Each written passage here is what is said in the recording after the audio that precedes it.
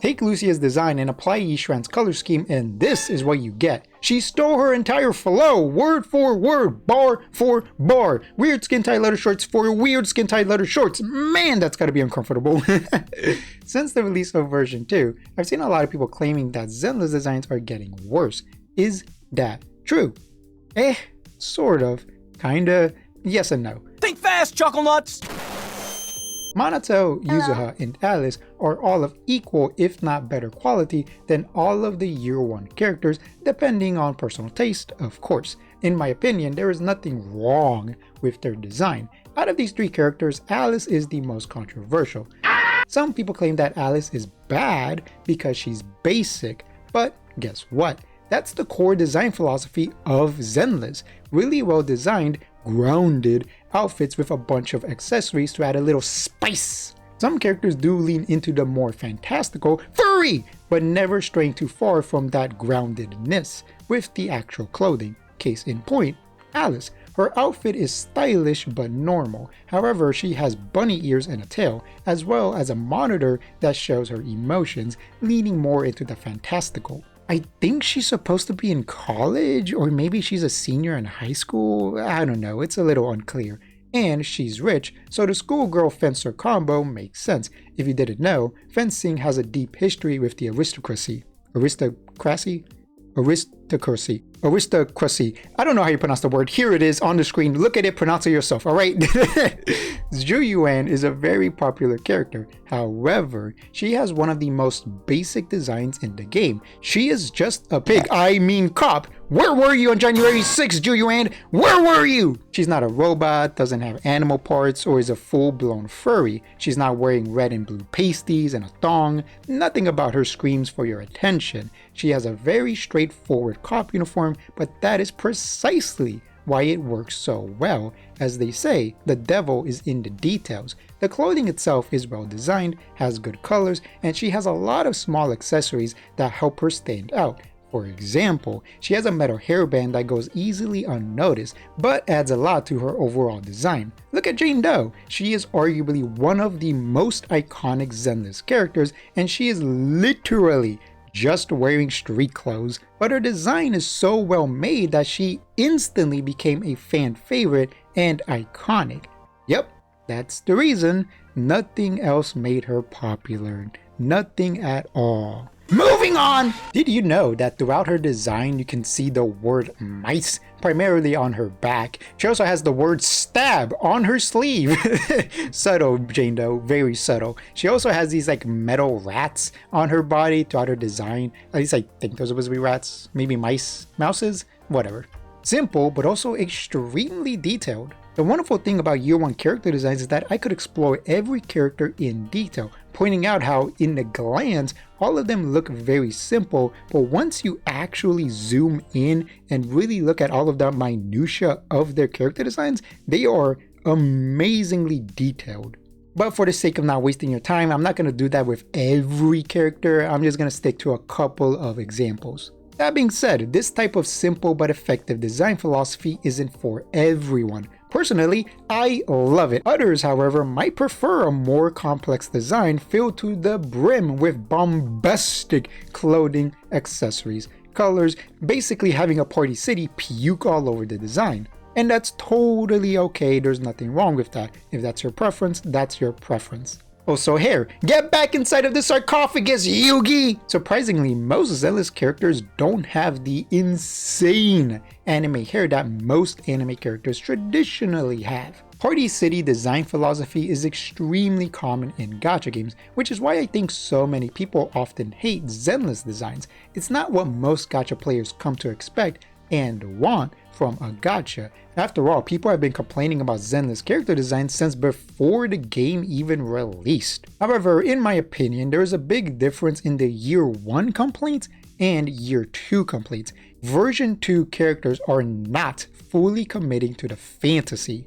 Billy is a cowboy robot, Corin is a Frankenstein maid, Hugo is a phantom thief vampire, and Yanagi is the most creative, expressive, original, amazing character in all of existence.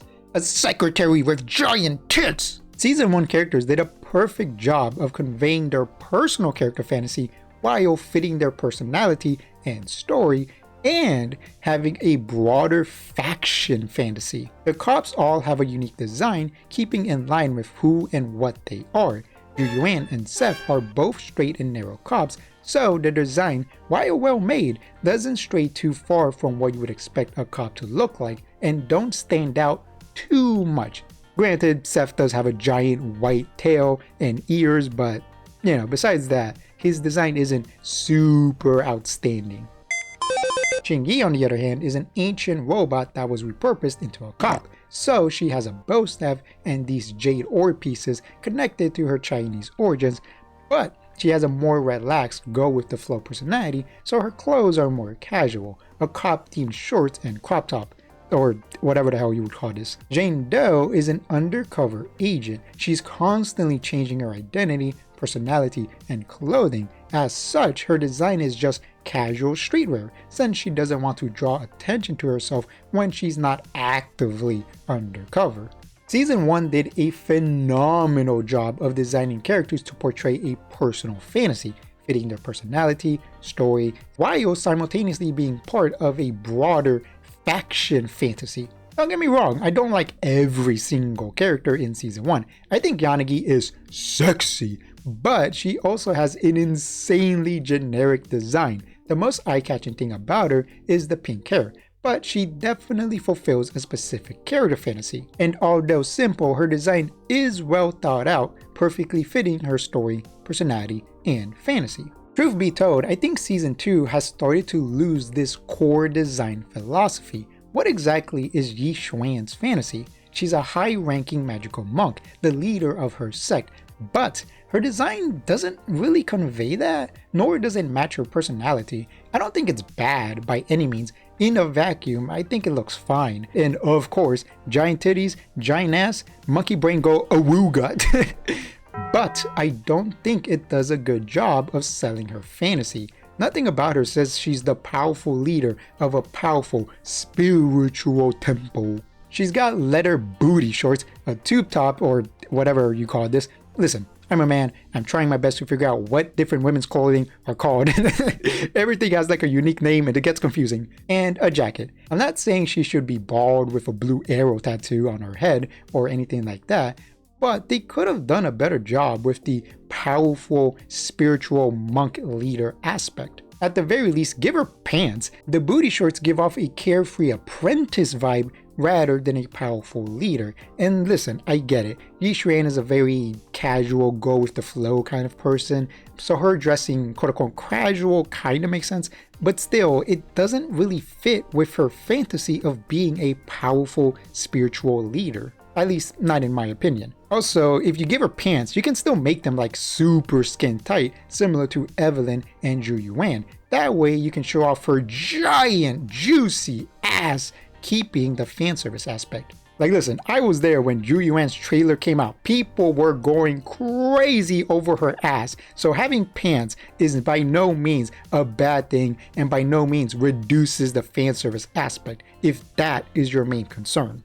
Yi Xuan surprisingly does have a lot of accessories. Primarily, she has these golden coins on her right thigh, hanging from her jacket, sweater, sleeve, cape thing.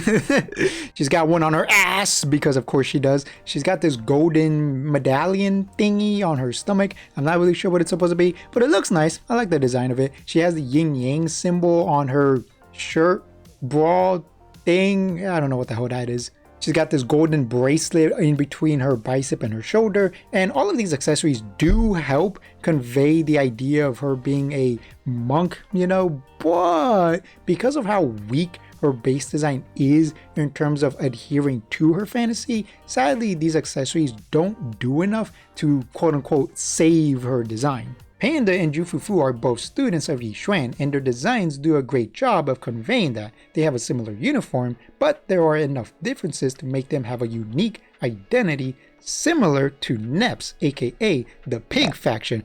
Sorry, I did it again. The Cops faction. Is this video too political? Sorry about that. I'll stop. Promise. That was the last time. But I want to emphasize that their similar look only works because they belong to the same faction where a uniform makes sense. Hint hint, nudge nudge, we will be talking about these characters in great detail, don't you worry. Panda is great, I love him. The glasses are such a small detail but add so much personality to him. His hat is genius. Not only does it add some nice flair to his design and animation, specifically when he uses his ultimate, him using it as a cooking pan is inspired. Also, he's a giant panda. Of course, his design is going to dramatically stand out compared to most of the cast. Honestly, I'm surprised by the lack of furry characters, but that's a discussion for a different day. Such an amazing character, I love him. Once again, his design fits his story, is well made, and mostly fits his fantasy.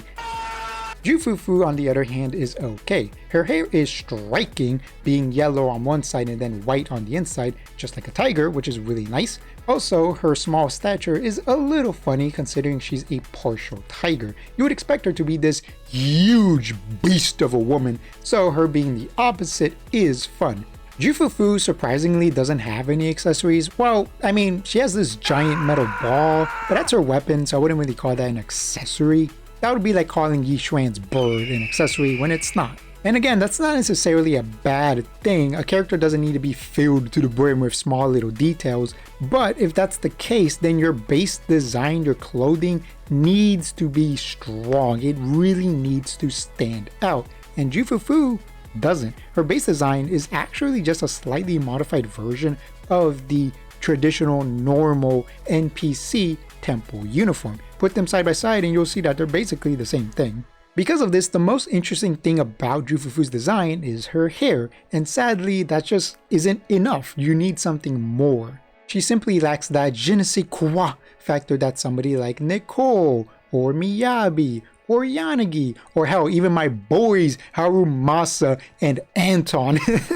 Jufufu just doesn't stand out. My main criticism with Jufufu is that they could have leaned more into the whole tiger aspect. I know she's only a partial furry, so she's not going to be like Lycon or Putra or Panda, but because she's so short and her design is so simple, she struggles to stand out. Like I said, the most eye-catching thing about her is her hair, which I do like, but I don't know, she's just missing that it factor, and I think giving her tiger claws would have been such a small detail, but would have dramatically helped her stand out. It also would have fit with her story. Her story is that she is very self-conscious about her size. She wishes she was like this tall, powerful tiger deer, and giving her claws, I think would have added not only to her design, but also her story. She would have the ferocious power of a tiger, but she would lack the size of one. Giving her these actual tiger claws could have added to her complex, and I think that would have been kind of cool. Although Jufufu is one of my personal least favorite designs in the game, out of the 3 currently available Yunquei Summit characters, funnily enough, I think Yi Xuan is the worst, simply because her design doesn't do a well enough job of portraying her fantasy, in my opinion anyways. Seed is an abomination! Her design is easily the worst in the entire game. Her outfit is plain and ugly, her hair color is nice, I actually really like the shade of blue, but the style does not suit her at all. Where are her shoes? What even is her fantasy? Being a mentally stunted, insufferable brat? That's a fun personality, but how does that translate to her design? Same with her actual backstory. She was a child raised by a super intelligent construct. Her having the mental capacity of a child doesn't even make that much sense. Something trauma, I guess. But because she's still mentally a child, why isn't she wearing a fun, bright outfit that someone of her mental status would? It doesn't need to be a princess dress, but anything besides this hospital gown would do. If not something fitting her mental age, at least give her some kind of military uniform reminiscent of other Obo Squad members. And no, the hospital gown is not a military outfit. Bro, wait a second, I just realized something. Seed is a reference to Rey from Evangelion, bro. Oh my god, how did it take me this long? He was staring me right in the face. There's a robot, there's a girl with blue hair in a white suit. thing. I don't know what the hell you would call this. I've been calling it a hospital gown this whole entire time, but obviously that's not what it is. I just don't know what you would call this. Honestly, if that's the case, if they're not gonna give Seed an original design that actually makes sense for who she is as a character, that fits her backstory, that fits her fantasy, at the very least, they could just go full-blown reference, and they should have given Seed a bodysuit. Maybe not make it white, that way it's not literally just a carbon copy of Rey. Maybe make it pink, that way it references the other girl that got added in those movies that I never watched, but I really want to watch, but I probably will never watch, cause I don't know. Orpheus has a pretty good design. From the waist up, she's great! I love the puffy coat and her hat. The robotic ram horns add a nice flair to her head. And of course, we have the fire-breathing sentient tail, which is cool. From the waist down, however, it falls apart. She needs pants. She currently only has these yellow booty shorts, but it doesn't really suit her. Pants similar to Soldier 11 would be great! Hell, they can even keep the color and make them yellow pants. The fantasy is very odd. She's technically two different characters, so her design is pulling double duty. This serious squad leader works from the waist up, but the clumsy silly girl kinda works from the waist down. Combined, it comes across as incomplete. Her design simultaneously making her look like a serious military leader while also giving her these small yellow booty shorts. It just doesn't really mesh well. The story aspect of her fantasy just immediately falls apart as soon as you think about it. God, I wish I could talk about Isolde, bro. God, look at her. I wish I could talk about this goddess of a woman. Her design is literally perfection. Easily top 3 in the entire game. And no, I am not kidding. Just look at her. But sadly, she is an NPC, aka not playable character. Well, not yet. Anyways, I'm still holding on to hope, aka my delusions. Speaking of NPCs, where's Pompeii developers? Oh my god, how can you show me a design this fucking amazing and kill him off immediately? Oh my god, bro, I am still so mad about that. Resurrect him from the dead and Isolde, and while you're at it, make them both playable. Bro, the amount of money they would make if they made Pompeii and Isolde playable, especially in the same patch, people would drop so much money on both of them, just billions of dollars, and for some reason they died, they got killed off. Bro, oh my god, I am still so mad about that. I miss my daddy and my mommy. I'm sorry, I'm getting weird again. Now we arrive at the main problem, the Spook Shack, more specifically these two absolute disasters. Yummers. Oh my god! I already talked about Alice, so let's skip over her. Manato's design is great. He's another perfect example of the simple but effective design philosophy of Zenless. He has a rugged biker outfit which suits him considering he wanted to join a gang when he was a kid. His massive wolf tail and ears help him stand out. And of course, he visited Shadow the Hedgehog's barber and got his gay little highlights. I also love how big he is. He's really tall and insanely muscular. I like that detail because combined with the biker outfit, you would expect him to be a really rugged, no nonsense, tough dude bro, but he's not. He's actually the complete opposite. He's a very gentle, soft-spoken, loving person. But wait a minute, doesn't that mean his fantasy falls apart? Well, no, because the story does a really good job of exploring Manato as a character and explaining everything. Once the dust has settled, you realize how good his character fantasy actually is. His design is extremely simple and extremely effective, similar to Season 1 characters like Nicole, Lighter, Bernice, and Yanagi. Oh boy, here we go. Lucia. Where do I even begin? Her fantasy is a sort of magic, summoner, demonic thing. For the sake of simplicity, let's say she's supposed to be a witch. Her design does not convey that at all. The closest she gets to that is her jacket, cape thingy, which looks like a hood a mage would wear, and I love it. It's the best part of her design. Her actual clothing, on the other hand, is just a teal version of Yi Xuan. Don't believe me? Did you forget the intro of this video? Here's a comparison of these two characters side by side. If you give Lucia's Yi Xuan's color scheme, you will see that she is wearing the exact same outfit. Lucia has no identity of her own. She has small splashes of originality, but ultimately she is just a Yi Xuan clone, which is infuriating and perplexing. These two characters share zero connection. Why are they dressed the same? They had the opportunity to give us an amazing witch-themed outfit, but instead they gave us these goddamn booty shorts again. What is their obsession with these things? Yi Xuan, Jufufu, Orpheus, Lucia, and Yidhori all have some version of these stupid fucking skin-tight leather booty shorts. Are they sexy? Yes. Am I sick and tired of seeing them? Yes, bro. Oh my god.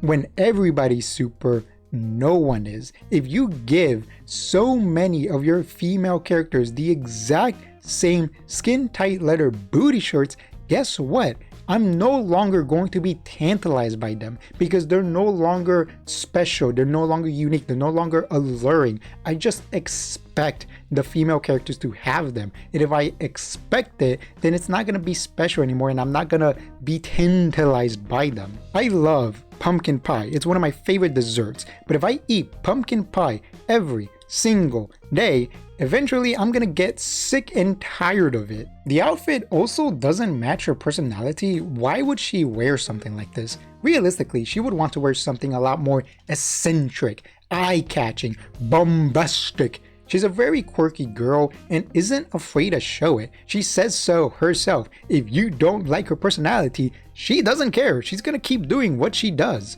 So not only is her playable outfit an insulting lazy copy of Yi Xuan, it doesn't even fit the character. Lucia should have had an adult version of this outfit, the one that little Lucia wears. Not only does it perfectly fit her witch fantasy, it would be one of the most unique outfits for a playable character, adding to her eccentricness. I would want it to be a long flowing dress. I think that would look really nice and fit the witch aesthetic. But they could also make it a short dress, that way you could keep the fan service and get a full-blown ass shot every time she runs around and does her attack animations and ultimates and all of that fun stuff. I'm fine with either or. Lucia and Yidhori, I'll talk about the octopus soon, don't worry, are the perfect example of Season 2 characters' design problems. Not only did we get 3 copies of the exact same outfit, some of the outfits that aren't copies don't coincide with the character's fantasy. Zenless used to be a master at giving us grounded, simple but effective designs that fit the character's personal fantasy and personality while simultaneously belonging to a larger faction theme. But now we have factions like the Spook Shack, where 2 of the members are just bargain bin Walmart versions of a character that belongs to a completely different, non-related character and faction. What a goddamn travesty. And I want to make it clear, this is not a fan service problem. You can keep the fan service aspect while giving these characters original, unique outfits. Like I said, you could give Lucia a short dress version of this outfit, giving the player a nice look at her ass and an original look. You can give Orpheus pants and keep the fanservice aspect by making them tight and giving her ass crazy physics similar to Julian, Evelyn, and Trigger. Season 1 did a perfect job of mixing fan service with originality, but for some reason, that design philosophy went flying out the window in Season 2. A lot of the Season 2 cast have glaring problems, but luckily, it's not all doom and gloom. Panda, Yuzura, Manato, Alice, and the upcoming banyue all have great designs. Also, I love Banyue's design. I will not talk about him and Dylan. They haven't been released yet, so I don't know if they fulfill all requirements I made up in my mind for good character designs. Enough putting it off, let's talk about Yidhori. honestly, at this point, what even is there to say about her? Her outfit has the exact same problems that Lucia has. It's just a copy-paste of Yi Xuan. So refer back to what I said about her. The interesting thing about Yidhari is that she's the first playable combat-ready proxy. Technically, the siblings are proxies and we can play as them, so I specified combat ready. And there is an interesting thing you could have done with that in her design. The idea of her being a proxy, aka a navigator, and the octopus water theme of her design make her either a pirate or a ship captain. When I say ship captain, I mean of those traditional like white uniforms that people wear, you know, like the Navy or whatever. Being the captain of the ship, you're the one who guides people through the waters, through the sea, aka you're navigating through the hollows. That would have been a great way to really make a design for Yidhari that fits her story, her fantasy, and her design of being an octopus. I mean, she already has a hat, you know, they could have just turned that hat into a captain hat or like a pirate hat or something, depending on which version you want to go with. You can make her a pirate or you can make her like a Navy captain kind of thing, either or. But what about her actual design? Is it good? Is it bad? Honestly, it's the same with Lucia. Like in a vacuum, I think it's fine. I don't think it's great, but like, sure, it's kind of hot, I guess. I personally don't really like it that much, but it's fine. I do like some of her accessories. I like the hat, and I like this metal thing she has on her hip, like this octopus thingy she has on her hip. Her pants, the booty shorts, do have this interesting pattern on them. It's like a black circle with a purple dot in the center. I think that's kind of interesting. I like her hair. In general, I like bob cuts. It's just a hairstyle that I personally am a big fan of. I don't know. I think it's cute. I think it's a nice hairstyle. But then once you zoom out, you remember that like, oh yeah, this is basically just a copy